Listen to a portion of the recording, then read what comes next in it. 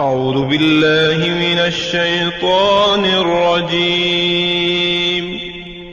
پناہ مانگتا ہوں میں اللہ کی شیطان مردود سے۔ بسم اللہ الرحمن الرحیم۔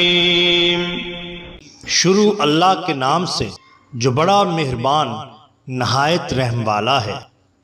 دا باٹم لائن کے ناظرین کرام السلام علیکم۔ محترم ناظرین، ہم اپنی آج کی ویڈیو میں آپ کو بتائیں گے کہ ایک بھنی ہوئی مرغی کیسے زندہ ہو گئی۔ حضرت سیدنا غوث اعظم کی مشہور و معروف کرامت یقیناً آپ کے لیے دلچسپی کا باعث ہوگی۔ ناظرین، ایک دن حضرت ابو الفتح سیدنا غوث اعظم رحمۃ اللہ علیہ کی خدمت میں حضرت احمد عبدال عطسی رحمۃ اللہ علیہ کی رحلت کی خبر لائے اور درخواست کی کہ ان کی جگہ کوئی دوسرا عبدال مقرر فرمائیے۔ آپ نے فرمایا بہت اچھا، جلد ہی کسی کو مقرر کیا جائے گا۔ اسی رات ایک چور چوری کی نیت سے آپ کے دولت قدا میں آیا، کچھ برتن اٹھانا چاہتا تھا کہ یکلخت بینائی سلب ہو گئی۔ گھبرا کر حجرہ سے باہر نکلا۔ حضرت نے دیکھ کر پوچھا تو کون ہے اور یہاں کس غرض سے آیا ہے؟ اس نے سچ سچ سارا حال بتا دیا۔ آپ نے اسے توبہ کرائی اور اپنا لعاب مبارک اس کی آنکھوں پر لگایا۔ اس کی بینائی فوراً لوٹ آئی۔ اب آپ نے اسے اپنے فیض باطنی سے نوازا اور تزکیہ نفس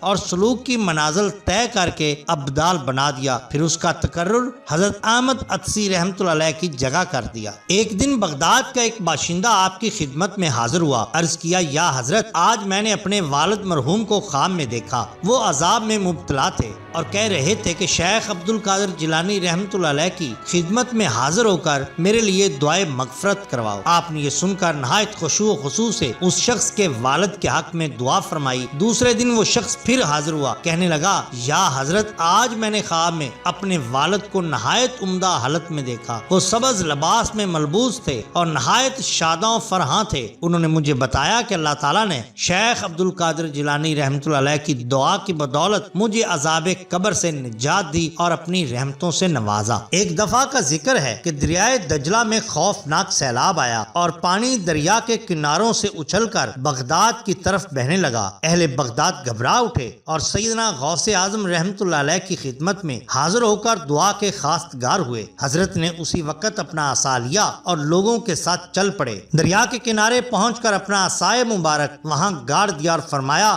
بس یہیں رک جاؤ۔ آپ کا اتنا فرمانا تھا کہ طغیانی تھم گئی اور سیلاب کا پانی اترنا شروع ہو گیا، حتیٰ کہ دریا کے کناروں کے اندر اپنی اصلی حالت پر بہنے لگا۔ بیان کیا جاتا ہے کہ جمادی الاول سن 551 ہجری میں بغداد کی ایک عورت اپنے لڑکے عبداللہ کو ساتھ لے کر آپ کی خدمت میں حاضر ہوئی اور عرض کی سیدی، میرا یہ فرزند آپ سے بے حد عقیدت رکھتا ہے، میں چاہتی ہوں کہ یہ آپ سے فیض حاصل کرے، اسے اپنی غلامی میں قبول فرمائیے۔ آپ نے اس عورت کی استدعا قبول کر لی اور عبداللہ آپ کی خدمت میں رہنے لگا۔ حضرت نے اسے چند اذکار اور اشغال کی تلقین فرمائی اور مجاہدہ اور ریاضت کا حکم دیا۔ چند دن کے بعد عبداللہ کی ماں اپنے فرزند کو دیکھنے آئی۔ عبداللہ بہت دبلا اور زرد رو نظر آ رہا تھا اور جو کی روٹی کھا رہا تھا۔ یہ دیکھ کر حضرت رحمۃ اللہ علیہ کی خدمت میں حاضر ہوئی۔ آپ بھی اسی وقت کھانا تناول فرما رہے تھے۔ ایک کاب میں بھنی ہوئی مرغی رکھی تھی جس میں سے کچھ کھا چکے تھے اور ہڈیاں پاس پڑی تھیں۔ اس عورت سے صبر نہ ہو سکا، کہنے لگی حضرت، آپ خود تو مرغی کھاتے ہیں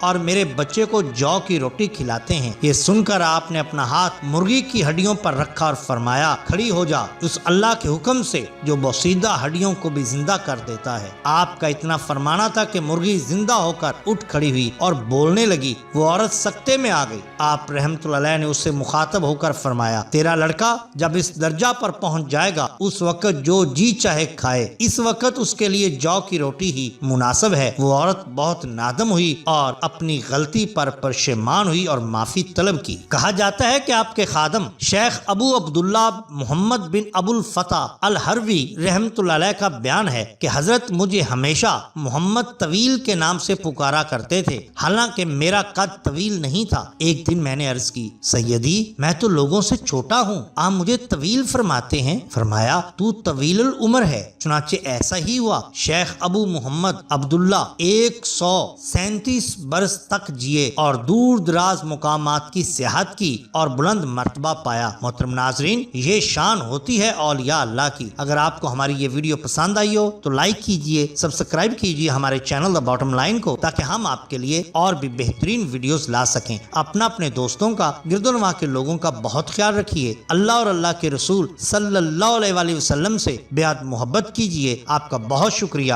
اللہ حافظ۔